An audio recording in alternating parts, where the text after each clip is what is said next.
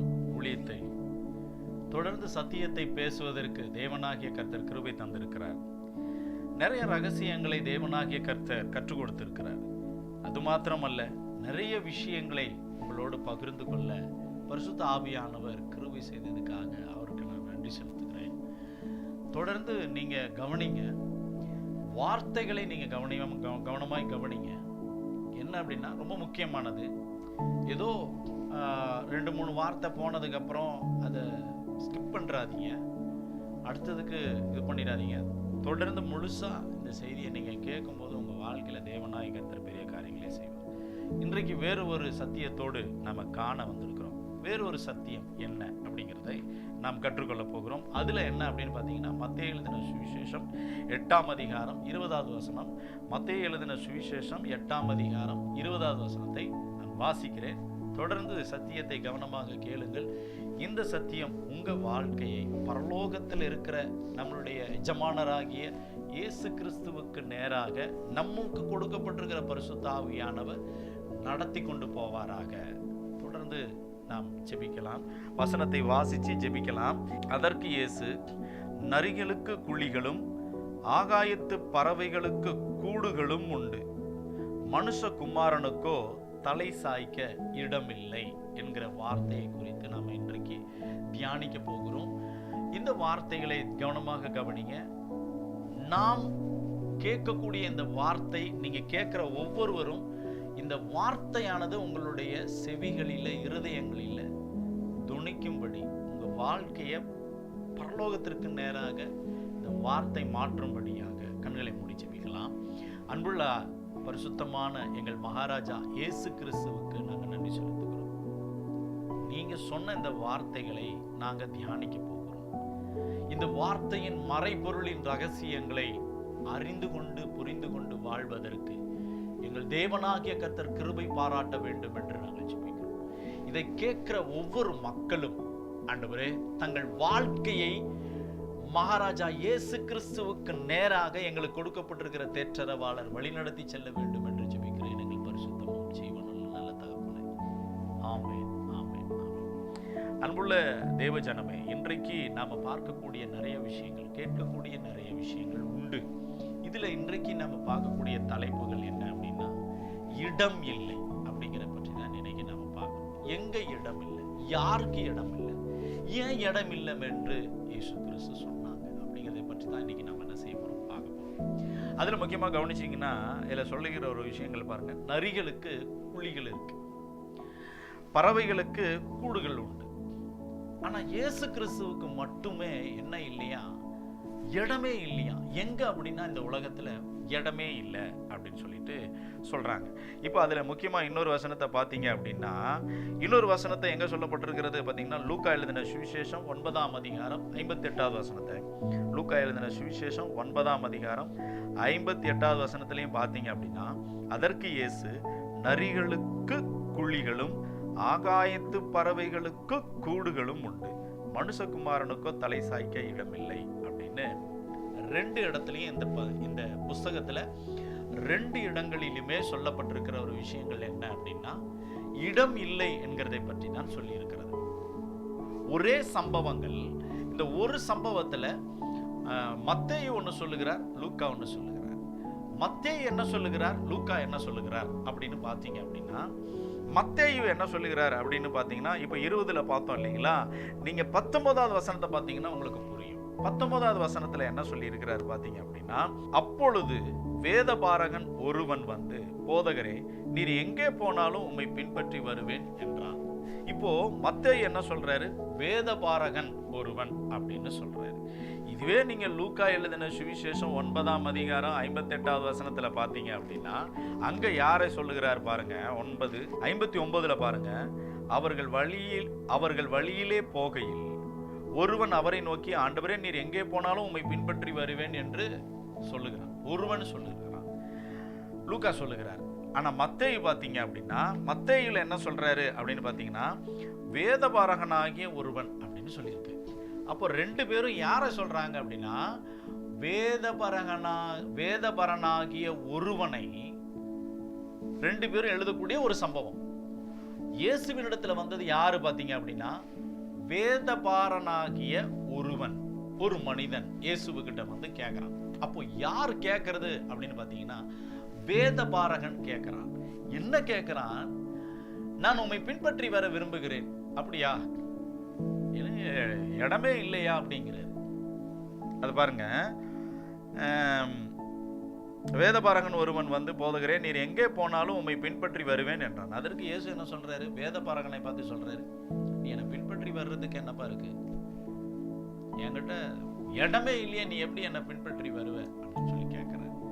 அருமையான தேவஜனமே, இன்றைக்கு வேதாகமத்தை எடுத்து செயல்படுகிற, வாசிக்கிற, படிக்கிற நமக்கு, கவனமா கவனிங்க, வாசிக்கிற நமக்கு நாம எது மேல எல்லாம் ஆசை வைக்கிறோம் அப்படின்னா, ஒரு நல்ல காலேஜ், அதுல இடம் கிடைக்கணும்னு ஆசைப்படுறோம். இடம் கிடைக்கணும்னு ஆசைப்படுறோம். அடுத்தது பாத்தீங்க அப்படின்னா, நல்ல ஸ்கூல்ல இடம் கிடைக்கணும் அப்படின்னு ஆசைப்படுறோம். ஒரு நல்ல வேலையில வேலை கிடைக்கணும் அப்படிங்கிறதுக்காக ஆசைப்படுறோம். இப்போ நம்ம ஆசைப்படுறதெல்லாம் என்ன அப்படின்னா, ஏதாகிலும் ஒரு இடத்தை வாங்க வேண்டும், அல்லது சீட்டு கிடைக்க வேண்டும், மருத்துவ கல்லூரியில, இந்த காலேஜில் என் பிள்ளைக்கு இடம் கிடைக்கணும், ஜெபம் பண்ணுங்க அப்படி இல்லைன்னா ஜப குறிப்புகளில் நம்ம நிறைய சொல்லி, சபையில் மற்ற தெரிஞ்ச ஊழியர்கள்கிட்ட நிறைய பேர்கிட்ட நம்ம என்ன சொல்கிறோம்? சொல்லி ஜெபிக்கணும். நல்லது, நல்ல விஷயம். பட் கவனிங்க, நல்ல விஷயம். ஆனால் இயேசு கிறிஸ்து சொல்கிறாங்க, என்ன சொல்கிறாங்க அப்படின்னா, நரிக்கும் புறாக்களுக்கும் இடம் இருக்குது, ஆனால் எனக்கு இந்த உலகத்தில் என்ன இல்லை? இடம் இல்லை அப்படின்னு சொல்கிறாங்க. இப்போ இயேசு கிறிஸ்து சொன்னது மிகவும் ஆச்சரியமா இருக்குது. என்ன அப்படின்னா, இந்த உலகத்துல இடமே இல்லையே அப்படின்னு சொல்லி சொல்றாங்க. இப்போ இதை நம்ம கவனமா கவனிச்சு பார்க்கணும். எங்க அப்படின்னா, இயேசு கிறிஸ்து சொல்லும் போது இடம் இல்லைன்னு சொன்னாங்க. எங்க இருப்பதற்கு இடம் இல்லையா? இந்த உலகத்துல வாழ்றதுக்கு இடம் இல்லையா? அது யாரை பார்த்து சொல்றாங்கன்னா, வேதபாரனாகிய ஒருவனுகிட்ட இயேசு கிறிஸ்து சொல்றாங்க இடம் இல்லை. அவன் யாரு அப்படின்னா, வேதபாரகன். வேதபாரகன் யாரு அப்படின்னா, வேதாகமத்தை ஆராய்ந்து பார்க்கிறவன். அப்போ வேதபாரகன் வேதத்தை ஆராய்ந்து பார்க்கிறவன். எதை வேதத்தை ஆராய்ந்து பார்க்கிறவனாக இருக்கிறான்? மோசேயினுடைய ஆகமங்களையும் தீர்க்கதரிசியினுடைய புஸ்தகங்களையும். அப்போ ஆதியாகமோ யாத்திராகமோ இந்த ஆகமங்கள் எல்லாவற்றிலுமே தேர்ந்த ஒரு மனிதர்கள் யாரு அப்படின்னா, இந்த வேதபாரகர்கள். இன்னொரு பக்கம் தீர்க்கதரிசியின் புஸ்தகங்களை ஆராயக்கூடியவர். இதை எல்லாவற்றையும் சேர்த்து அவர்களுக்கு பேர் என்ன வைத்திருக்கிறார்கள்? வேதபாரகன் என்று பேர் வைத்திருக்கிறார்கள். அப்போ கவனமா கவனிச்சு பாருங்க, வேதபாரகன் என்று பேர் வைத்திருக்கிறதான அவர்கள், அப்போ இயேசு கிறிஸ்து அவர்களுக்கு முதல் உரிமையையும் முக்கியத்துவங்களையும் கொடுத்திருக்கணும். அருமையான தேவ பிள்ளைகளை கவனிங்க. அப்போ முக்கியத்துவத்தை கொடுக்காதபடிக்கு அவர்களை பார்த்து சொல்றாரு, நரிகளுக்கு கூட இடம் இருக்குது, புறாக்களுக்கு கூட இடம் இருக்குது, என்ன பின்பற்றி வந்து நான் இடமே இல்லப்பா அப்படின்ற. இயேசுவை பின்பற்றி போற நம்ம என்ன பண்றோம்? மருத்துவ சீட்டில் இடம் கிடைக்கணும், ஜெபம் பண்ணுங்க. இந்த காலேஜில் இடம் கிடைக்கணும், ஜெபம் பண்ணுங்க. எனக்கு இந்த வேலையில் இடம் கிடைக்கணும், ஜெபம் பண்ணுங்க. இப்போ எல்லாத்துக்குமே இதுக்கு இடம் தேவைன்னு சொல்லி நம்ம ஜெபிக்கணும். ஜெபிங்க, எனக்காக ஜெபிச்சுக்குங்க அப்படின்னு சொல்றோம். ஒரு நல்ல வரன், இந்த இடம், இந்த வீடு, இந்த குடும்பம், இந்த குடும்பத்தில் வாழ்றதுக்கு இடம் இருக்கணுமோ, இப்படி எல்லாமே சொல்றோம். இடம் வேணும். இந்த உலகத்துல இயேசுவை பின்பற்றி ஃபாலோ பண்ணி போகிற நாம என்ன நினைக்கிறோம் அப்படின்னா, இந்த வாழ்ற இந்த உலகத்துல ஒரு நல்ல ஒரு இடம், இந்த இடத்துல கட்டி வாடகை விட்டா நமக்கு ஒரு நல்ல இன்கம் வரும். நம்மளுடைய திங்கிங் எல்லாமே இந்த மாதிரி இருக்கு. ஆனா நம்முடைய மகாராஜாவுடைய திங்கிங் எப்படி இருக்குது அப்படின்னா, இந்த உலகத்துல இடமே இல்லப்பா அப்படிங்குது. நம்மையான தேவ பிள்ளைகளை கவனமா கவனிங்க. இந்த உலகத்துல இடமே இல்லை அப்படின்னு. இடம் இல்லாத ஒரு வாழ்க்கையை வாழ்ற நம்ம எதுக்காக அடிச்சுக்கிட்டு இருக்கிறோம் அப்படின்னு பாத்தீங்கன்னா, இடத்துக்காக அடிச்சுக்கிட்டு இருக்கிறோம். பைபிள் எடுத்துக்கிட்டு பக்தியா போறோம், இடம் சொத்து கொடுக்கல, இடம் கொடுக்கல, ஒரே அடி, ஒரே உதை, ஒரே பொறாமை, ஒரே எரிச்சல், கோபம், சண்டை, இப்படி பலவிதமான நம்மளுடைய சிந்தைக்குள்ள ஓடுது. ஆனா மகாராஜா இயேசு கிறிஸ்து என்ன சொல்லியிருக்கிறாங்க? ஐயா, இந்த உலகத்துல இடமே இல்லையாட்டா. யாருக்கு? நம்ம மகாராஜா இயேசுவுக்கு இடமே இல்லை. அப்போ இடமே இல்லைன்னு சொல்லும்போது நம்ம ஏன் இடத்துக்காக அடிச்சுக்கின்னு இருக்கிறோன்றது புரியல. சீஷர்களும் எந்த ஒரு இடத்துக்காகவும் அவர்கள் அடித்து கொண்டார்களா? இல்லை, எனக்கு இந்த இடம் வேணும், இந்த இடத்த நான் வாங்கணும், இதில் நான் வீடு கட்டணும், இதில் நான் சபையை கட்டணும், எந்த சீஷர்களாவது சொன்னாங்களா? மக்கள் முன்னாடி சொல்லிடுறாங்க, ஒரு பெரிய அலௌன்ஸ்மெண்ட் கொடுக்குறாங்க. என்ன அலௌன்ஸ்மெண்ட் அப்படின்னா, இந்த இடத்த நம்ம வாங்கணும், அதுக்காக ஜெபம் பண்ணுங்க, கர்த்தர் அதுக்குரிய பணத்தை தரணும், ஜெபம் பண்ணுங்க. அவருக்கு தெரியும் இந்த இடத்த தந்து ஆராதனை செய்ய வேண்டும் என்பது தேவனுக்கு தெரியும், தருவார். அதை விட்டுட்டு நம்ம என்ன பண்றோம் தெரியுமா? நம்மளுடைய பணம் இருக்குதுங்கிறதுக்காக எதையோ போய் நம்பி வாங்கி ஏமாந்து போய்கிட்டு இருக்கிற சூழ்நிலையில நம்ம என்ன பண்றோம் தெரியுமா? நம்மளுடைய பணங்களை வாரி கொடுக்குறோம். வாரி எங்க கொடுக்குறோம் அப்படின்னு பாத்தீங்கன்னா, நான் இந்த ஊழியத்துக்கு கொடுக்குறேன், நான் அந்த ஊழியத்துக்கு கொடுக்குறேன். கொடுங்க, வேணாம் சொல்லல, பட் சிந்திச்சு பாருங்க. எதை என்றால், தேவனாகிய கர்த்தர் இந்த உலகத்துல எனக்கு எதுவுமே இல்லை அப்படின்ட்டார். அப்ப அவரே உலகத்துல எதுவுமே இல்லைன்னு சொல்லிட்டாரு. அப்புறம் நமக்கு இந்த உலகத்துல இது தேவை, அது தேவை, வாழ்ற வரைக்கும் நமக்கு ஒன்று தேவை, அது தேவனாகிய கர்த்தர் தருவார், அவ்வளவுதான். அப்போ யோசித்து திங்க் பண்ணி பாருங்க, என்ன அப்படின்னு பாத்தீங்கன்னா, தேவனாகிய கர்த்தர் அவர் இந்த உலகத்துல வாழும் பொழுது எனக்கு எதுவுமே இல்லை அப்படின்ன உடனே நாம அவரை பின்பற்றி போறோமே, அப்ப நமக்கு மட்டும் இந்த உலகத்துல தேவையா? ஒண்ணு. ரெண்டாவது யோசித்து பார்க்க வேண்டிய ஒரு விஷயங்கள் என்ன அப்படின்னு பாத்தீங்கன்னா, வந்தவன் வேதபாரகன். வந்த வேதபாரகன் இடத்துல இந்த காரியங்களை சொல்கிறார். கீழே ஒருத்தன் வாண்டடா வர்றான், ஆண்டவரே நான் உம்மை பின்பற்றி வருகிறேன் என்று இவன் வாண்டடா வர்றான்.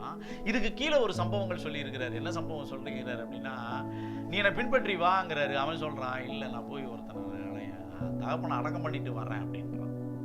யோசித்து பாருங்க, ஒருத்தனை வாண்டடா கூப்பிடுறாரு, அவன் தட்டி கழிக்கிறான். ஒருத்தன் வாண்டடா வர்றான், அவனை என்ன சொல்றாரு? எனக்கு இடமே இல்லைனா அப்படிங்கிறார். அப்ப யோசிச்சு பாருங்க, இன்னைக்கு கிறிஸ்தவர்களாகிய நாம, இயேசுவை பின்பற்றி போகிறவர்களாகிய நாம என்ன பண்றோம் அப்படின்னு பாத்தீங்கன்னா, ஒவ்வொன்றுக்கும் ஒவ்வொரு இடங்கள் தேவை. எனக்கு 14வது மாடியில ஒரு நல்ல வீடு கிடைச்சி, அங்க ஒரு நல்ல ஒரு ஸ்விம்மிங் பூலோட வீடு கட்டி இருந்தா அந்த இடத்துல எப்படி இருக்கும் பாருங்க. அப்படிலாம் நம்ம ஆசைப்படுறோம். ஒரு இடத்துக்கு வாழ போறது கொஞ்ச நாள். மோசே 120 வருஷம் உயிரோட இருந்தார். அவர் எழுதிட்டு போறார், டேய் மனிதர்களாகிய அவங்க எல்லாருக்குமே இனிமே 70-80 தாண்டா, இதை தாண்டவே மாட்டீங்கடா, போதுண்டா அப்படிங்கிறார். அவர் 120 வருஷம் வாழ்ந்துட்டார். இவர் என்ன சொல்றாரு? 70-80 முடிச்சுங்க. 70-80 தாண்டல, அதுக்குள்ள நம்ம எதையோ பிளான் பண்றோம், எதையோ யோசிக்கிறோம், எதையோ செயல்படுத்துகிறோம். அருமையான தேவ பிள்ளைகளே, அப்ப கவனிக்கக்கூடிய விஷயங்கள் என்ன அப்படின்னு பாத்தீங்க அப்படின்னா, இயேசு கிறிஸ்துவுக்கு இந்த உலகத்துல தலை சாய்க்கிறதுக்கு இடம் இல்லாத போது நாம் இடத்துக்காக ஏன் தேட வேண்டும்? ஒண்ணு. ரெண்டாவது, இயேசு கிறிஸ்து எப்படிப்பட்ட இடத்தை தேடுகிறார், விரும்புகிறார் அப்படிங்கிறத தான் நம்ம பார்க்க போறோம். இப்போ கவனிக்கக்கூடிய ஒரு விஷயங்கள் ஆதி ஆகமத்திலிருந்து நம்ம பார்க்கலாம். ஆதி ஆகமத்திலிருந்து என்ன சொல்லப்பட்டிருக்கு அப்படின்னா, மனிதனை சிருஷ்டித்தார். மனிதனை சிருஷ்டித்த உடனே அடுத்தது என்ன நடக்குது? அவர் பேசுகிறதுக்காக, உறவு கொள்வதற்காக, அதாவது அவர்கள் மேல் அன்பு வைத்து அவர்களை பராமரிப்பதற்காக ஒரு தோட்டத்தை வைத்து ஒரு இடத்தை உருவாக்கி, அந்த இடத்துல கவனிச்சு பாருங்க, நான் இடத்தை தேடி போறேன், எனக்கு இடம் தேவை அப்படின்னு சொல்லிட்டு நான் இடத்தை தேடி போறேன். ஆனா அவர் என்ன பண்றாரு? உனக்கு இப்படிப்பட்ட ஒரு இடம் தேவைங்கிறது அவர் தெரிஞ்சு வச்சு ஒரு அழகான ஒரு தோட்டம், அந்த தோட்டத்துக்குள்ள அழகான செடிகள், அழகான மிருகங்கள், எல்லாவற்றினாலும் நேர்த்தியாய் படைத்து வைத்து அந்த இடத்துல கொண்டு போய் நம்மளை வைக்கிறார். இப்போ அந்த இடம் நாம விரும்புறோமா அப்படின்னு கேட்டீங்கன்னா, நம்ம அந்த அப்படிப்பட்ட ஒரு இடத்தை நம்ம என்ன செய்யறது இல்லை, விரும்புகிறதே இல்லை. அப்போ அந்த இடத்துல அவர் என்ன பண்ணுகிறார்? உறவாடுவதற்கும் உறவு கொள்ளுவதற்கும் வருகிறார். வரும்பொழுது பாவம் குறுக்கு நின்றபடியினால விலகி போகிறான் மனிதன். மீண்டும் என்ன நடக்குது? நாட்கள் கடந்து போறது. அதுக்கப்புறம் ஆபிரகாம் வருகிறார். ஆபிரகாமுடைய பிள்ளைகள், சந்ததிகள் வர்றாங்க. மீண்டும் ஒரு இடம் கிடைப்பதற்கு தேவன் பிரயாசப்படுகிறார். மீண்டும் இந்த உலகத்துல இடம் கிடைக்குமா என்பதை பிரயாசப்படுகிறார். பாவம் உள்ள வந்ததுனால மீண்டும் இந்த உலகத்துல இடம் கிடைக்குமா என்று எதிர்பார்க்கிறார். மீண்டும் இடம் கிடைக்கவில்லை. அப்போ மீண்டும் ஒரு இடம் தேவைப்படுகிறது. அப்போ அவர்களோடு பேசுவதற்கு, உறவு கொள்வதற்கு மோசே வருகிறார். மோசையின் மூலியமாக நிறைய விஷயங்கள் என்ன நடக்குது, ஆசரிப்பு கூடாரம் கொடுக்கிறாரு. அந்த ஆசரிப்பு கூடாரம் கூட பாருங்க, அந்த வார்த்தையை கவனிங்க. ஆசரிப்பு கூடாரம் கூட பார்த்தீங்க அப்படின்னா மொத்தம் 12 கோத்திரம். இந்த 12 கோத்திரத்துல பார்த்தீங்க அப்படின்னா ஆசரிப்பு கூடாரம் நடுவுல தான் இருக்கும். மேற்குக்கு 3 கோத்திரம், கிழக்குக்கு 3 கோத்திரம், தெற்குக்கு 3 கோத்திரம், வடக்குக்கு 3 கோத்திரம், ஆக மொத்தம் 12 கோத்திரம். இந்த 12 கோத்திரங்களுக்கு நடுவுல தான் என்ன உண்டு அப்படின்னா ஆசரிப்பு கூடாரம் உண்டு. இப்போ இந்த ஆசரிப்பு கூடாரம் இந்த 12 கோத்திரங்களுக்கு நடுவில் வைக்கப்பட்டு அந்த 12 கோத்திரங்கள் நடுவில தான் வந்து என்ன செய்கிறார் அப்படின்னா பேசுகிறார். அந்த 12 கோத்திரங்களுக்கு நடுவில் வந்து ஆசரிப்பு கூடாரத்தை நியமித்து ஆசரிப்பு கூடாரத்தின் மூலியமாக தேவனாகிய கர்த்தர் கிருபாசன தண்டையில மகிமையின் மேகமாக இறங்கி அவர்களோடு பேச ஆரம்பித்தார். அப்போ நிரந்தரமாக தேவன் அதுல கூடாரத்திலே இருக்க விரும்பாம அவர்களுக்கு சொந்தமாக ஒரு நாட்டை கொடுத்து அந்த நாட்டுக்குள்ள ஒரு சொந்தமாக இடத்தை கொடுத்து அந்த இடத்துல ஒரு பெரிய தேவாலயத்தை கட்ட தேவன் சாலோமோனை எழுப்பி தேவாலயத்தை கட்டுகிறார். அப்போ கூடாரத்தில் வாசம் பண்ணினவர் இப்பொழுது எங்கே வருகிறார் அப்படின்னு பாத்தீங்கன்னா கூடாரத்திலிருந்து கட்டிடம் என்கிற ஆலயத்திற்குள் அவர் வருகிறார். இப்போ கட்டிடம் என்கிறதான ஆலயத்துக்குள் வருகிறதான தேவன் அடுத்தது என்ன செய்கிறார் என்றால் அந்த மனிதர்களோடு பேச ஆரம்பிக்கிறார். ஆனா அவர்களோ எசேக்கியேல் புத்தகத்தை நம்ம வாசிக்கும் பொழுது பாத்தீங்கன்னா ஆனா அவர்களோ தேவாலயத்துக்குள்ள வந்து நின்று எப்படிப்பட்ட ஒரு அருவருப்புகளை செய்கிறார்கள் அப்படின்னு பாருங்க. தேவன் வாசம் பண்ணக்கூடிய இடம். இப்போ நம்மளுடைய பார்க்கிற ஒரு வார்த்தைகள் என்ன அப்படின்னா தேவன் வந்து வாசம் பண்ணக்கூடிய இடம் எப்படிப்பட்டதாக இருக்கிறது என்பதை நீங்க கவனிச்சு பாருங்க. இப்போ தேவன் தேவாலயத்தை கட்ட ஆரம்பித்தார். தேவாலயத்தை கட்டின உடனே அந்த தேவாலயத்திற்குள்ள என்ன வைத்திருந்தார்கள் மனிதர்கள் அப்படின்னு பாருங்க. என்னோடு கூட சேர்ந்து திருப்பிக் கொள்ளுங்கள். எசேக்கியேல் 8ஆம் அதிகாரம். இந்த 8ஆம் அதிகாரத்துல 8ஆம் அதிகாரம் முழுவதுமே நீங்க படிச்சீங்க அப்படின்னா நிறைய சம்பவங்களை சொல்லிக்கிட்டு இருக்கிறாரு எசேக்கியேல். அதுல 8ஆம் அதிகாரத்துல 6வது வசனத்தை பாருங்க. 6வது வசனத்துல சொல்லுகிற விஷயங்கள் பாருங்க. அவர் என்னை நோக்கி, மனுபுத்திரனே, அவர்கள் செய்கிறதை காண்கிறாயா? அவர்கள் செய்கிறதை காண்கிறாயா? என் பரிசுத்த ஸ்தலத்தை விட்டு என்னை தூரமாக போக பண்ணும்படியான இஸ்ரவேல் வம்சத்தார் இங்கே செய்கிற மிகுந்த அருவருப்புகளை காண்கிறாய் அல்லவா? இதிலும் அதிக அருவருப்புகளை இன்னமும் காண்பாய் என்று சொல்றார். அப்போ தேவனாகிய கர்த்தர் பாருங்க, இப்போ இந்த 8ஆம் அதிகாரத்தை பார்த்தீங்கன்னா அருவருப்புகள் செய்யக்கூடியது தேவன் வந்து வாசம் பண்ணக்கூடிய இடம் எது அப்படின்னா தேவாலயம். அந்த தேவாலயத்திற்குள்ள இந்த வேத பாரகர்கள், இந்த பரிசேயர்கள், இந்த சதுசேயர்கள் தேவாலயத்திற்குள்ள வந்து இப்படிப்பட்ட அருவருப்புகளை இன்னும் அதிகமான அருவருப்புகள் உண்டு என்பதை வந்து பாருங்கள் என்று சொல்லுகிறார். எவ்வளவு ஒரு வேதனையான ஒரு சம்பவங்களை சொல்லுகிறார் பாருங்க. அடுத்தது பாருங்க 9வது வசனத்தை. அவர் என்னை பார்த்து, நீ உள்ளே போய் அவர்கள் இங்கே செய்கிற கொடிய அருவருப்புகளை பார் என்றார். அருமையான தேவ ஜனமே, பார் என்றார். அப்போ தேவன் வந்து வாசம் பண்ணக்கூடிய ஒரு இடத்துல எப்படிப்பட்டதா இருக்குது அப்படின்னா அருவருப்பா இருக்குது. அப்போ இயேசு கிறிஸ்து சொல்றாங்க, எனக்கு இந்த உலகத்துல படுக்கிறதுக்கு தலை சாய்க்கிறதுக்கு இடமே இல்லப்பா அப்படிங்கிறாங்க. யோசிச்சு பாருங்க, தலை சாய்க்கிறதுக்கே இடம் இல்லை. ஏன்னா இந்த உலகம் அவ்வளவு அருவருப்புகளை போயிட்டதுனால நமக்கு இந்த உலகத்துல என்ன கிடையாது அப்படின்னு பாத்தீங்க அப்படின்னா இடமே கிடையாது. ஏன்னா இது அருவருப்பான உலகம்ன்றதுனால இதுல நமக்கு இடமே வைத்து போகல. அப்போ அடுத்தது பாருங்க 10வது வசனத்தை பாருங்க. எசேக்கியேல் 10வது பாருங்க. நான் உள்ளே போய் பார்த்தபோது இதோ சகலவித ஊரும் பிராணிகளும் அருவருப்பான மிருகங்களும் ஆகிய இவைகளின் சொரூபங்களும் இஸ்ரவேல் வம்சத்தாருடைய நரகலான சகல விக்கிரகங்களும் சுவரில் சுற்றிலும் சித்திரம் தீட்டப்பட்டு இருந்தன. இஸ்ரவேலின் வம்சத்தாரில் மூப்பரிலும் 70 பேரும் அவர்களின் நடுவிலே சாப்பானுடைய குமாரனாகிய யசனியாவும் அவனவன் தன் கையிலே தன் தூப கலசத்தை பிடித்து கொண்டு அவைகளுக்கு முன்பாக நின்றார்கள். தூப வர்க்கத்தினால் மிகுந்த புகை எழும்பும். அப்பொழுது அவர் என்னை நோக்கி, மனுபுத்திரனே, இஸ்ரவேல் வம்சத்தாரின் மூப்பர்கள் அந்தரங்கத்திலே அவரவர் தங்கள் விக்கிரகங்களின் சித்திர வினோத அறைகள் செய்கிறதை நீ கண்டாயா? கர்த்தர் எங்களை பார்க்கிறதில்லை, கர்த்தர் தேசத்தை கைவிட்டார் என்று சொல்லுகிறார்களே என்றார். அப்ப அருமையான தேவ பிள்ளைகளே, இப்ப இந்த வசனத்தை பாத்தீங்க அப்படின்னா, அந்த 3 வசனத்தை வாசிக்கும் போது பாருங்க, தேவாலயத்துக்குள்ள ஊறுகிற பிராணி என்ன ஊறுகிறது யோசித்து பாருங்க. ஊறுகிற பிராணி நடக்கிற பிராணிகள் அல்ல, ஊறுகிற பிராணி. ஊறுறது எதுதான் அப்படின்னா பாம்பு தான் ஊறுகிறது. அப்போ இந்த பாம்பு எங்க நிக்குது அப்படின்னா தேவாலயத்துக்குள்ள நிக்குது. இப்போ இந்த தேவாலயத்துக்குள்ள இருக்கிறதான இடத்துல, தேவாலயத்துல இருக்கிறதான இடத்துல யாரு உள்ள வர்றது அப்படின்னா பாம்பு உள்ள வருது. கவனிங்க, இது எங்க இருந்து கற்றுக்கொண்டு வந்தாங்க அப்படின்னு பாத்தீங்க அப்படின்னா எகிப்துல இருந்து கற்றுக்கொண்டு வந்தாங்க. எதை என்றால் சித்திர வேலைகளை வினோதமாக அந்த அறைக்குள்ள செய்து வைத்திருக்கிற அருவருப்புகளை பார் என்று எசேக்கியேல் கிட்ட சொல்றார். கவனிச்சு பாருங்க, தேவன் வாசம் பண்ணக்கூடிய இடம் அருவருப்பா இருக்கிறபடினாலதான் அவர் சொன்னார் எனக்கு இடமே இல்லை அப்படின்ட்டு. இந்த வேத பாரகன் கூட என்ன செய்ய தெரியல, இதெல்லாம் அருவருப்பு அப்படின்னு சொல்லி கண்டிக்கிறதுக்கு இல்லை, யாருமே இல்லை, வேத பாரகர்கள் இல்லை.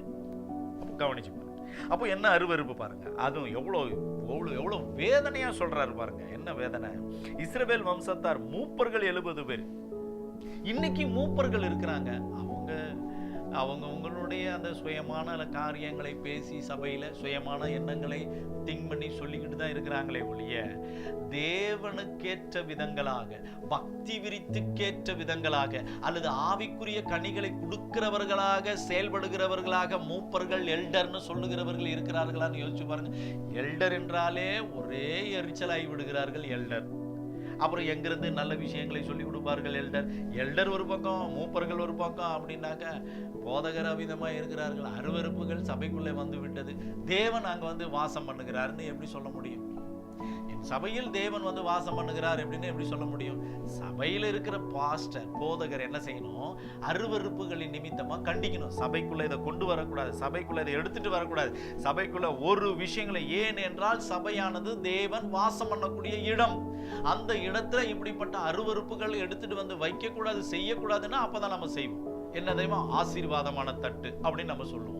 ஆசீர்வாதமான தட்டு, இது இவ்வளவு ரேட்டுக்கு போகணும், இது இவ்வளவு, ஒரு பழம் 1000 ரூபாய், 500 ரூபாய், ஒரு பழம் மிஞ்சி போனா ஒரு 50 ரூபாய், 100 ரூபாய். அதை என்ன செய்யறாங்க? தேவாலயத்துக்குள்ள கொண்டு வச்சுக்கிட்டு இது வாங்கக்கூடாது, இது செய்யக்கூடாதுன்னா அதை தான் நம்ம வாங்கி வியாபாரமா ஆக்குறோம். அப்போ இயேசு கிறிஸ்து தேவாலயத்துக்குள்ள வரும் பொழுது உடனே சாட்டையவரி எல்லாத்தையும் காசு விற்கிறவர்களையும் புறா விற்கிறவர்களையும் அடிச்சு விரட்டினார். இன்னைக்கு அதை தானே நம்ம செஞ்சுக்கிட்டு இருக்கிறோம். இன்னைக்கு ஆசீர்வாதமான தட்டுங்கிறத உள்ள கொண்டாந்து வச்சு லட்சங்களை வச்சு அந்த ஒரு ஆசீர்வாதமான தட்டுல ஒரு பழம், ட்ரெஸ் ஏதோ ஒண்ணு இருக்கு, அதை வச்சு நம்ம என்ன செய்யறோம் அப்படின்னு பாத்தீங்க அப்படின்னா வியாபாரமா தானே அதையும் இன்னைக்கு நம்ம சபைக்குள்ள பாத்துக்கிட்டு இருக்கிறோம். அப்புறம் தேவன் அங்க வாசம் பண்ணுவாருன்னு எப்படி நம்ம சொல்லுவோம்? சொல்ல முடியாது. அப்புறம் நீங்க எப்படி நான் தேவாலயத்துக்கு போனோன்னே தேவனோடு கூட சேர்ந்து வாழ முடியும்? யோசித்து பாருங்க. அப்போ அருமையான தேவ பிள்ளைகளே, இன்றைக்கு நான் கவனிக்கக்கூடிய ஒரு விஷயங்கள் என்ன அப்படின்னு பாத்தீங்கன்னா, நான் தேவாலயம் என்று சொல்லப்படுகிறதான நான் எப்படிப்பட்டவனாக இருக்க வேண்டும்? அப்போ இயேசு கிறிஸ்து எப்படிப்பட்ட இடத்தை விரும்புகிறார்னு பாருங்க. அவருக்கு தலை சாக்க இடம் இல்லை, ஆனா இந்த உலகத்துல ஆலயம் என்று சொல்லுகிறோம். இன்னைக்கு நிறைய பேர் நம்ம சபைக்கு வர்றாங்க அப்படின்னா, உண்மையா ஆண்டவர் இங்கு வாசம் பண்ணுகிறார், இங்கு உலாவுகிறார், அந்த இடத்தை தானே நம்ம அசுத்தப்படுத்திக்கிட்டு இருக்கோம். அங்கே தானே இப்போ எசேக்கியேல் அதை தானே சொன்னார். இன்னும் இதை விட ஹைலைட்டாக வேணா சொல்லிக்கிறார், இன்னும் அருவருப்புகள்லாம் சொல்லிக்கிறார். கவனிச்சு பாருங்க.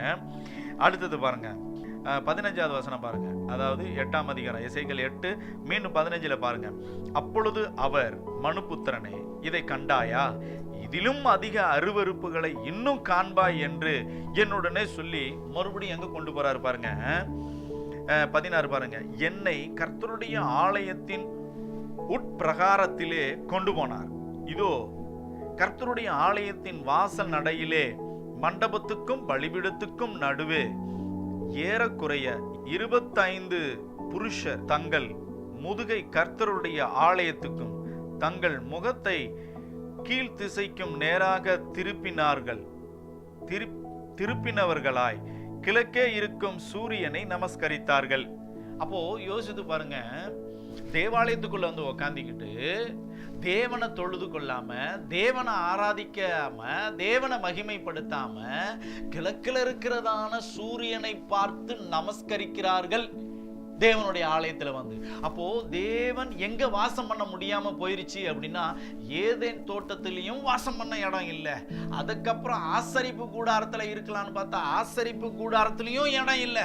சரி ரைட், இப்போ ஒரு தேவாலயத்தை ஒண்ணு கட்டலாம், நம்ம ஜனங்களுக்குன்னு ஒரு சொந்த இடம் வந்துருச்சு, சொந்த இடத்துல இப்போ நம்ம ஒரு ஆலயத்தை கட்டி அங்க வாசம் பண்ணலாம் அப்படின்னு பார்க்க போனா அங்கேயும் அருவருப்புகளை ஆலயத்திற்குள்ள கொண்டு வந்து விட்டார்கள். இதுல இன்னொரு முக்கியமா கவனிக்கணும் நீங்க எதை என்றால், ஊறுகிற பிராணிகள் செவுத்துல இருக்குது அப்படின்னா, கவனிங்க, ஊறுகிற பிராணி செவுத்துல இருக்குதுன்னா அப்ப ஆட்டோமேட்டிக்கா யார் உள்ள வந்துட்டது தேவாலயத்துக்குள்ள?